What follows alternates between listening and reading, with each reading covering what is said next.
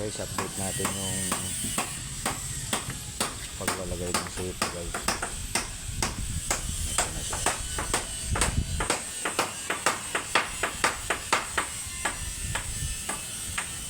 Yung mga aluminum kami na pang safe. Kaso kapos. Kaya mga 2x6 yung mga ginamit namin. Kaya ito na lang. Ito na lang ilalagyan.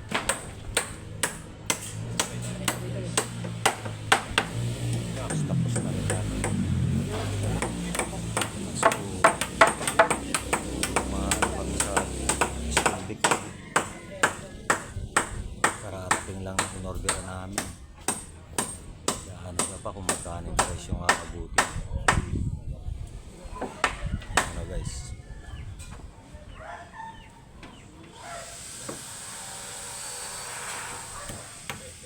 Ito na lang, pumalit na lang natin yung tungtungan ng ano, steel dick.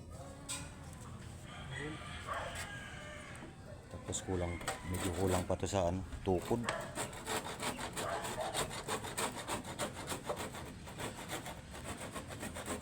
Kailangan pa namin ng mga tubo na pang tukod niya.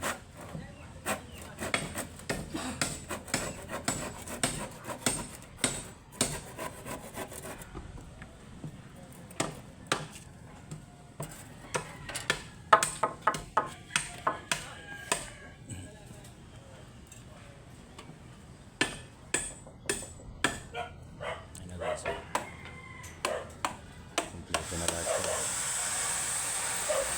Bukas tukod naman. Okay guys, ito na lang muna tayo.